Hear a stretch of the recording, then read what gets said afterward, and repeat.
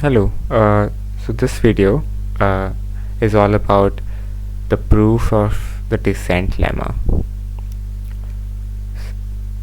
So, what we are trying to understand is for a curved function, how does, sorry, what I'm trying to say is if there's an L smooth function, how does it look like? How does the descent lemma look like? What is the upper bound? So if something is L smooth, then if a function is L smooth, then we know that that the difference of gradients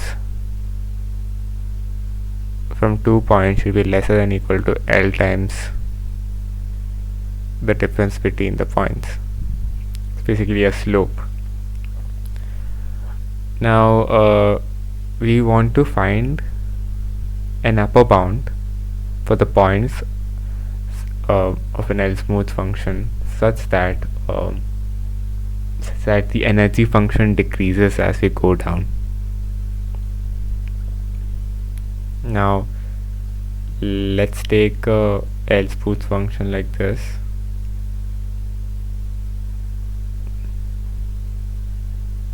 Theta 1, theta 2, 2 points. This is E of theta, this is theta, and yep, so this is theta 1, theta 2.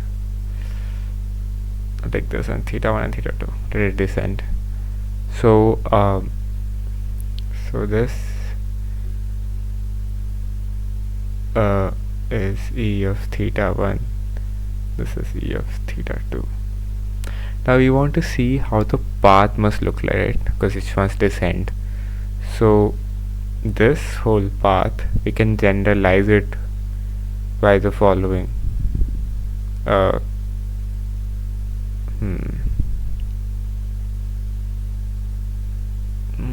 let's take theta 1 and theta 2. Let's not confuse it.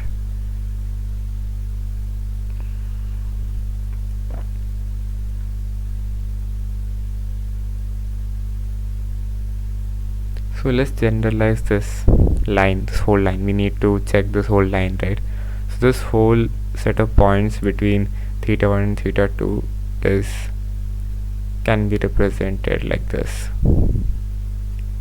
So if the value of t belongs from 0 to 1.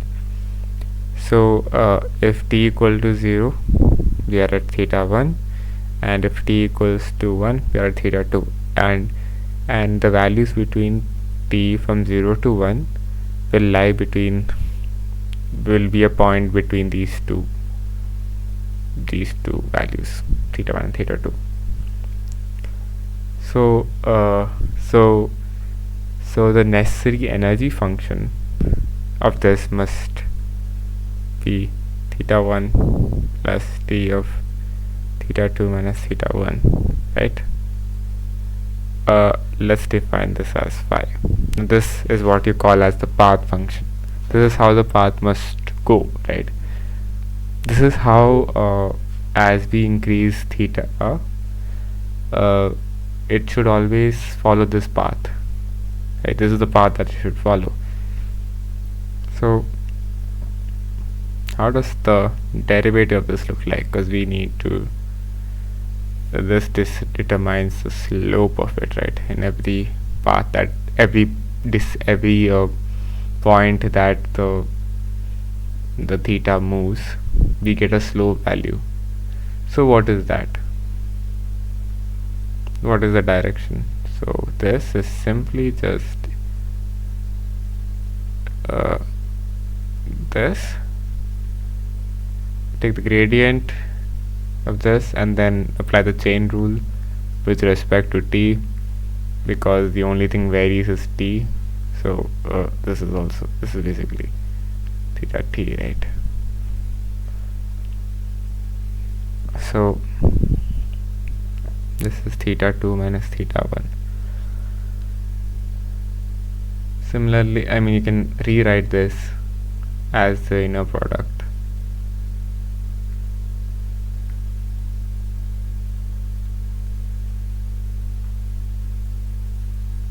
Now, why are we doing this?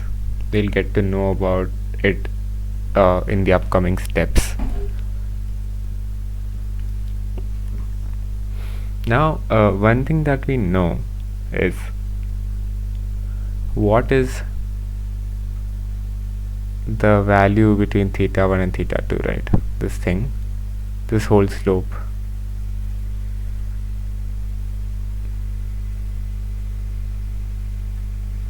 So E of theta 1 minus E of theta 2, this distance, this slope is determines the whole path between 0 to 1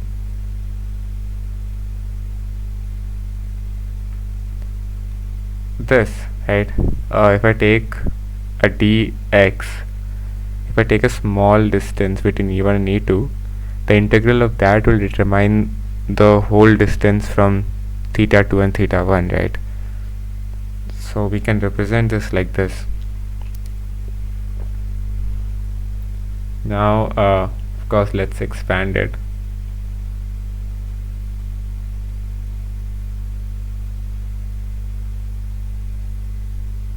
The inner product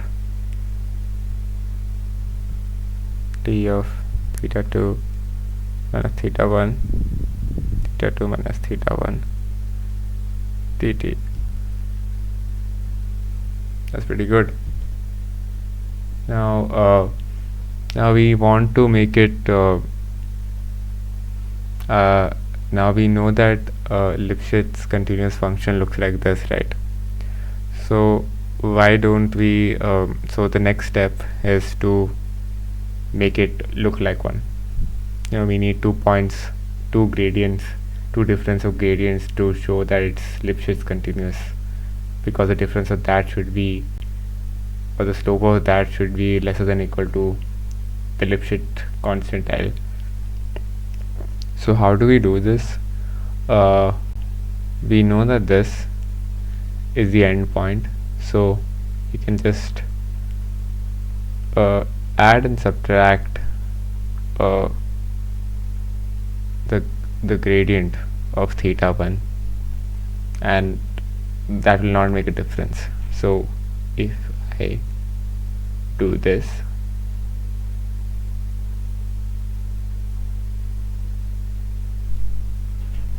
plus delta E of theta 1 plus d of theta 2 minus theta 1 minus delta E of theta 1 theta 2 minus theta 1 dt will not make a difference, because these two cancel out and it's the same thing. Now if I expand this term goes here and to here as well. This distributes, so I can actually split this inner product into 2. So 0 to 1 delta E of theta 1 comma theta 2 minus theta 1 dt plus 0 to 1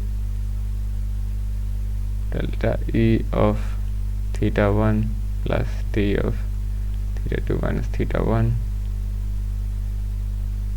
Sorry about that, I need to subtract it by gradient of E of theta 1 theta 2 minus theta 1 dt. Now the reason why we are taking inner products becomes clear. Before that, this is basically delta E of theta 1 comma theta 2 minus theta 1, because there's no variable associated to it. So this is a constant throughout 0 to 1. And now if we look at this segment with the help of Cauchy-Schwarz inequality, we know that this is lesser than or equal to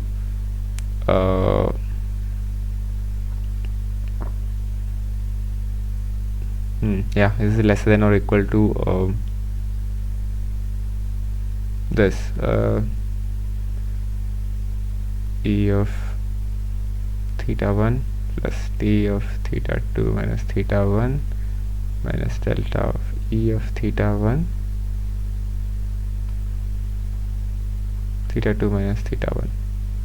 We know that this is lesser than this because of Cauchy-Schwarz inequality. So what is Cauchy-Schwarz inequality? It's basically this inner product u comma v, it must be lesser than or equal to the norm of u and the norm of v. That's it.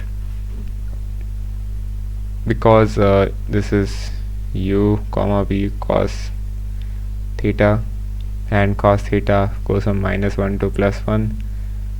So yeah, this is always lesser than the norm of this. That's irrelevant. It doesn't matter. Now since this is greater than or equal to this, we can say that, we can say that this whole term, the E of theta 1 minus, I think it's E of theta 2 minus theta 1, yeah, because I changed the terms.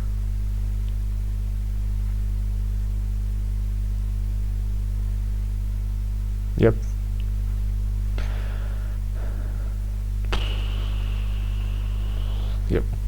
Yeah, so this whole term is lesser than or equal to the inner product of E of theta 1 comma theta 2 minus theta 1 plus the integral of 0 to 1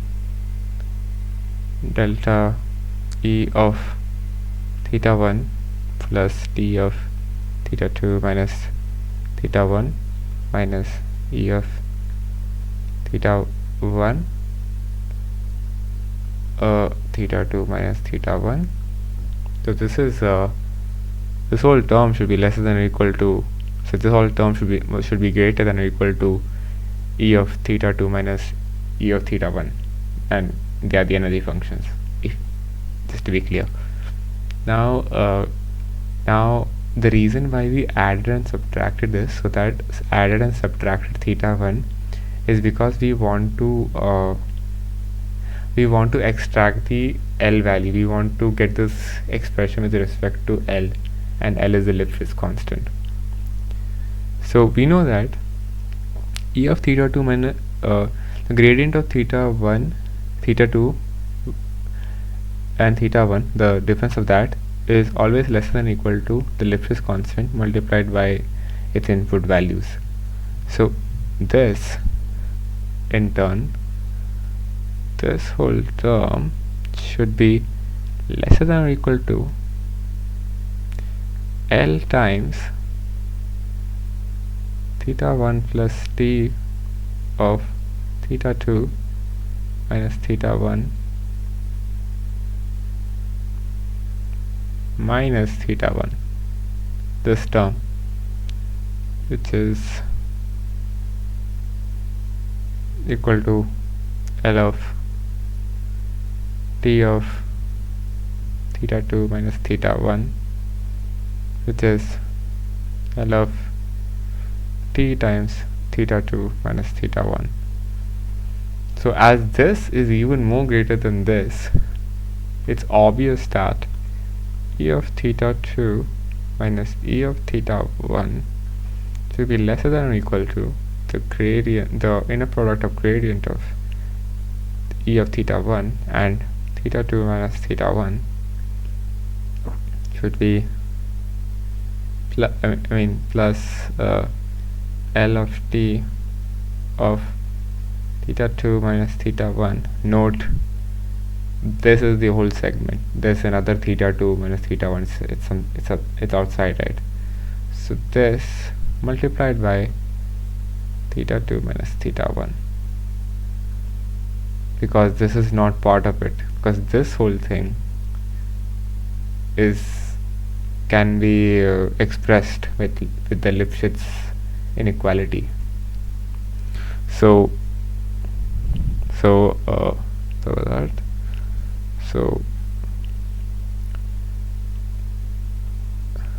E of theta 2 minus E of theta 1 should be lesser than or equal to inner product of delta of E of theta 1 and theta 2 minus theta 1 plus, if you look into this is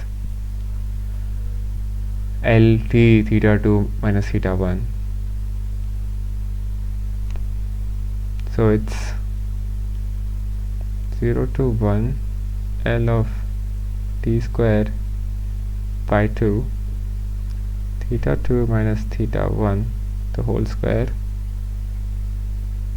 So E of theta 2 minus E of theta 1 will be less than or equal to E of theta 1 comma theta 2 minus theta 1 plus L by 2 theta 2 minus theta 1 the whole square, and E of theta 2, which is the energy function of the subsequent next iteration, should be less than or equal to E of theta 1 plus delta E of theta 1 comma theta 2 minus theta 1 plus L by 2 of theta 2 minus theta 1 whole square.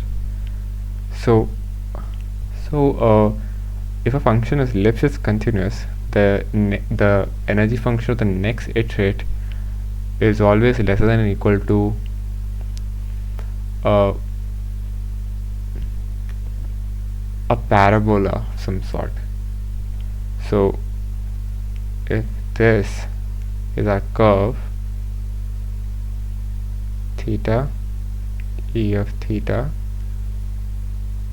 1 theta 2, or if I say this is theta 1 and this goes theta 2, this theta 2 should always be lesser than or equal to a curve like this. Sorry, you should touch it. A curve something like this should always be lesser than or equal to this. So as I move forward, it's another curve of similar kind, and yeah, so this point and this point, I mean it's basically theta comma E of theta, the previous iterate theta 1 plus delta of E of theta 1 comma theta 2 minus theta 1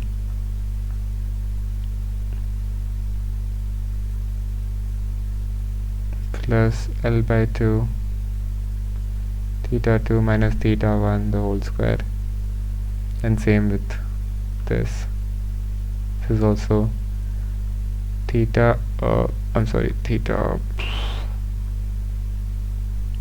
yeah, some theta.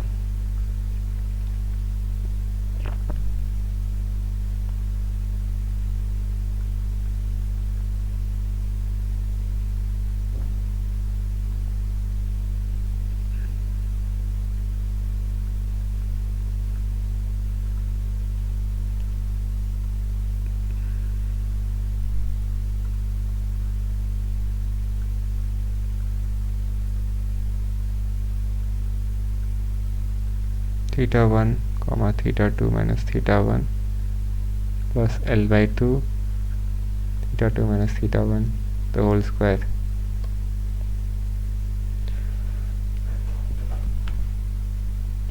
And now we can also check whether a gradient descent follows a descent lemma or not. because suppose we have a value, let's say theta of I plus 1 is equal to theta of I minus tau of gradient of E of theta of I. Now let's just put this into the descent lemma and see whether the energy function decreases or not. So E of theta of I plus 1, which is the energy function of the next iterate, should be less than or equal to theta of the energy function of I plus the gradient of the theta of energy product of I, energy of I, and I plus 1 minus theta of I plus L by 2 theta of I plus 1 minus theta of I square. Now let's just expand the whole thing. Theta of I plus delta of theta, energy function of theta of I. This is theta of I. I can expand this into this function as this point as theta of I minus tau, which is the learning rate, minus E of theta of I minus theta of I plus L by 2 of theta of I minus tau of delta of E of theta of I minus theta of I, the whole square. Cancel, cancel, cancel, cancel. E of theta of I plus 1 is less than or equal to E of theta of I plus delta of E of theta of I, comma, this is the result. So it should be a dot product of these both, and L by 2 of minus tau delta E of theta of I, the whole square. This in fact is less than or equal to theta of I. I'll just expand this. I'll just solve this inner product. So this will be minus of this is squared because this and this is common, and then I multiplied by tau, then L by 2, this is tau squared, and of course this is delta E of theta of I, the whole square. Now we see this is common, right? Delta, this is common, so we will take tau of 1 minus L by 2 dot tau multiplied by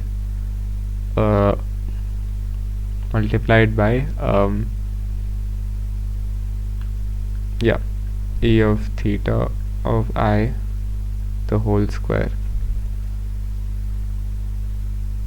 So this, if you see, for the energy function to decrease,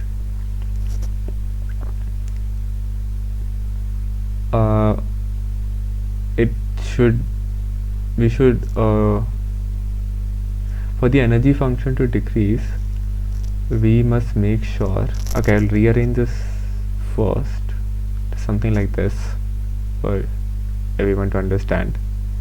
So L by 2 by tau, this is tau, multiplied by delta of E of theta of I, the whole square. So for the energy function to decrease, this whole thing should be positive. And how is the whole thing, how can the whole thing be positive when okay, how can this whole thing be positive? I'm sorry, when this whole thing is positive. Now how can this whole thing be positive? That is when L minus this 2 by tau should be greater than 0, like let's say greater than or equal to 0, right? Because if it's greater than or equal to 0 so it's positive, because because if it's positive this whole thing is negative, right? So if this whole thing is negative, then of course the next iterate will have a decrease in energy function, because this will always be lesser than equal to the theta of I, because this whole thing will be less than equal to theta of I. So theta of I plus 1 is the energy function of theta of I plus 1 is lesser. So in order for that to happen, this should be greater than or equal to 0. So if I solve this, yeah,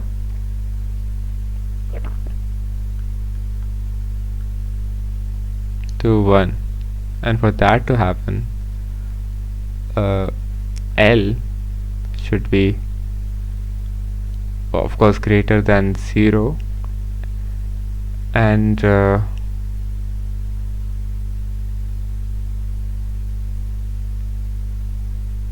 yeah, L should be greater than 0 and greater than or equal to lesser than or equal to 2. Oh wait, sorry, I'm so sorry, I made a mistake. This is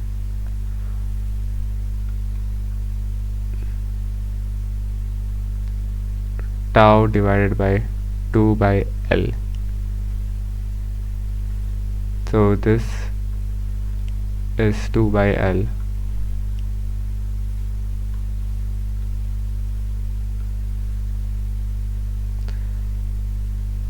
So for me to select a learning rate such that the energy function should decrease in the next iterate, I should select a learning rate tau which is greater than 0 for sure and lesser than or equal to 2 by L. So tau should always be less than or equal to 2 by L if I ever want the energy function to decrease.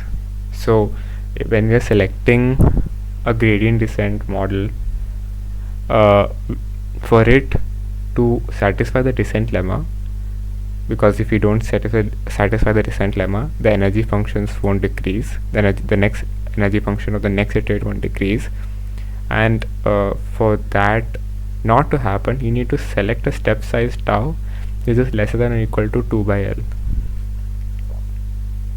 So that's an important thing. So yeah, so that's it. So we will discuss more videos about this in the future maybe. Bye.